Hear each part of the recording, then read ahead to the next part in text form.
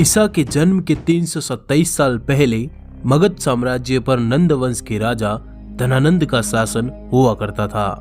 उत्तर में हिमालय से लेकर दक्षिण में गोदावरी तथा पश्चिम में सिंधु से लेकर पूर्व के इतने विशाल मगध साम्राज्य का अधिपति सम्राट धनानंद एक लालची राजा था।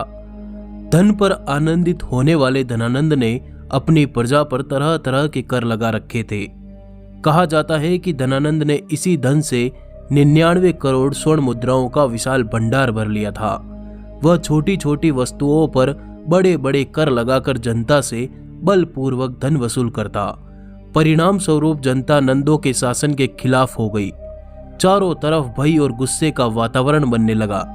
आर्यावर्त के इस महाजनपद मगध राज्य की सीमाओं पर इस समय यूनानी यवन सैनिक तलवारें लिए खड़े थे, पर सत्ता के मद में चूर धनानंद को इससे तनिक भी फर्क नहीं पड़ रहा था। इसी महाजनपद मगध राज्य के सीमावर्ती नगर में एक साधारण ब्राह्मण आचार्य चणक रहते थे। चणक को हर वक्त अपने देश की चिंता सताती रहती। चणक के एक मित्र सक्टार धनानंद के दरबार में बड़े ओहदे वाले मंत्री थे। अतः चणक ने सक्टार के साथ मिलकर राजा धनानंद के शासन को उखाड़ फेंकने की योजना बनाई। पर इस योजना की खबर महामात्य देवीदत्त के पास पहुंच गई। ये देवीदत्त मगध के राजा धनानंद का एक खास मंत्री था और इसने चणक और सक्टार की बनाई गई योजना धनानंद को बता दी। अपने खिलाफ चल रही योजना को सुनकर मगध सम्राट धनानंद ने तुरंत मंत्री सक्टार और आचार्य चणक को बंदी बनाने का आदेश दिया। संपूर्ण राज्य में यह खबर फैल गई कि राजद्रोह के अपराध में एक ब्राह्मण की हत्या की जाएगी और इसी के साथ आचार्य चणक का कटा हुआ सर राजधानी के चौराहे पर टांग दिया गया। अपने पिता के कटे हुए सर को देखकर चाणक्य की आंखों से आंसू टपक रहे थे। उस वक्त चाणक्य की आयु मात्र 14 वर्ष की थी। रात के अंधेरे में चाणक्य ने राजधानी के खंभे पर लटके अपने पिता के सर को नीचे उतारा और एक कपड़े में लपेटा। पुत्र चाणक्य ने अकेले अपने पिता का दाह संस्कार किया। तब कौटिल्य ने गंगा का जल हाथ में लेकर शपथ ली कि हे मां गंगे, जब तक हत्यारे धनानंद से अपने पिता की हत्या का प्रतिशोध नहीं लूंगा तब तक पकाई हुई कोई भी वस्तु नहीं खाऊंगा। जब तक महामात्य के रक्त से अपने बाल नहीं रंग लूंगा तब तक अपनी यह शिखा खुली ही रखूंगा।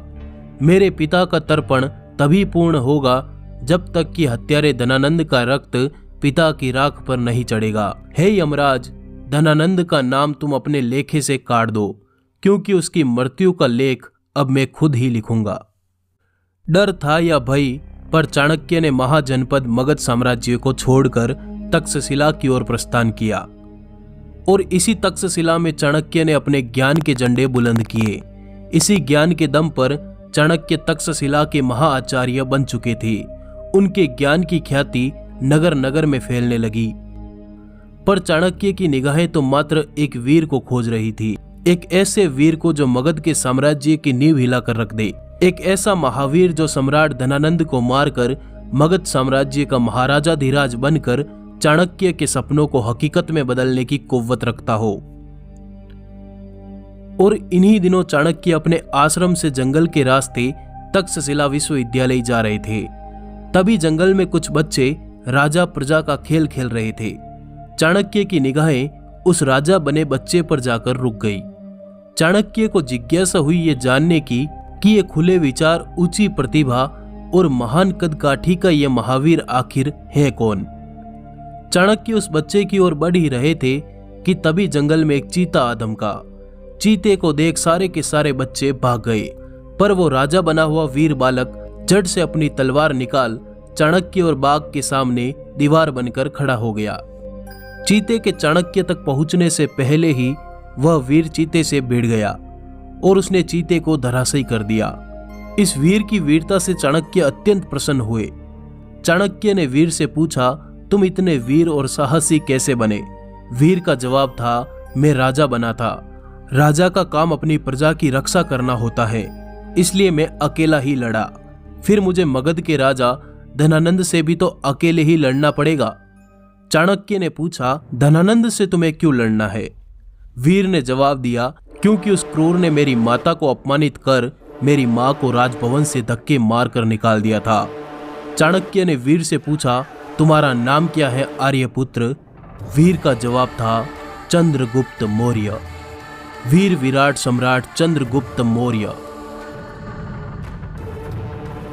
इतने वीर बाहुबली देव पुरुष के इन वचनों को सुनकर चाणक्य भविष्य में झांकने लगे, जहां ये वीर मगध के महाराजा बने बैठे थे। चाणक्य ने वीर से पूछा, इतने महान वीर का गुरु कौन है? वीर का जवाब था, मेरा कोई गुरु नहीं है। तब चाणक्य ने वीर से कहा, मैं भी धनानंद से अपने पिता की मौत का बदला चाहता हूं और तुम अपनी माता के अपमान का। क्यों न ये दोनों नदियां मिलकर एक समुद्र का रूप धारण कर ले। आज से तक्षशिला का ये महाआचार्य चाणक्य तुम्हारा गुरु होगा। वीर चंद्रगुप्त ने चाणक्य को अपना गुरु स्वीकार करते हुए गुरु को प्रणाम किया और इसी के बाद चाणक्य बालक चंद्रगुप्त को किसी अज्ञात स्थान पर ले गई। धनानंद साम्राज्य से टक्कर लेना कोई आसान खेल नहीं था। देवगुप्त और कात्यायन जैसे कुटिल नीतिज्ञ उसके खास मंत्री थे और राजा धनानंद क्रूर जरूर था, लेकिन एक ताकतवर योद्धा था, जिसने सिकंदर जैसे योद्धा को भी व्यास सतलुज के मैदानों से वापस रवाना कर दिया था।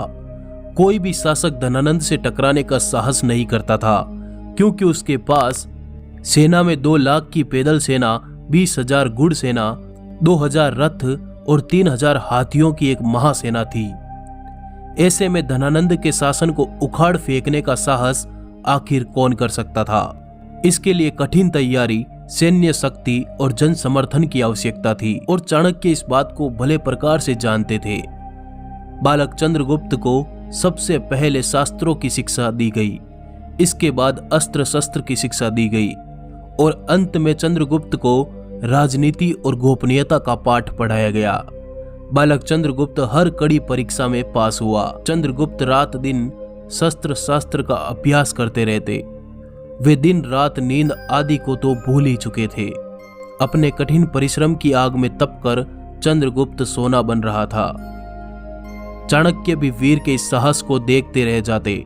लगभग कुछ सालों में बालक चंद्रगुप्त एक महायोद्धा बन चुके थे। अब चंद्रगुप्त की परीक्षा का दिन आया। चाणक्य ने चंद्रगुप्त से कहा, जाओ फिर से उसी जंगल में जाओ जहां से तुम आए थे। जंगल में रहने वाली जातियों और जनजातियों के लोगों को इकट्ठा करो और उनमें से योद्धाओं को चुनो और एक राष्ट्रीय सेना का निर्माण करो। आदिवासियों में जन चेतना जागृत करो, उनको संगठित करो, लेकिन ध्यान रहे यह कार्य बहुत ही गुप्त तरीके से करना है। जब यह कार्य संपन्न हो जाए तब तुम मेरे पास वापस आ जाना। चाणक्य को प्रणाम करते हुए चंद्रगुप्त ने कहा, जो आज्ञा गुरुदेव। और चंद्रगुप्त ने अपने तीर कमान उठाए, तलवार को अपनी कमर में खोसा और घोड़े पर सवार होकर फिर से उसी जंगल की ओर चल दिए। अब वे बालक नहीं बल्कि एक युवा योद्धा चंद्रगुप्त महान बन चुके थे।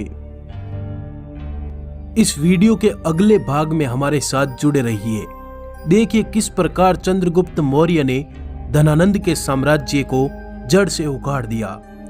अगर ये वीडियो आपको पसंद आया तो इस वीडियो को लाइक जरूर करें। धन्यवाद, जुड़े रहिए।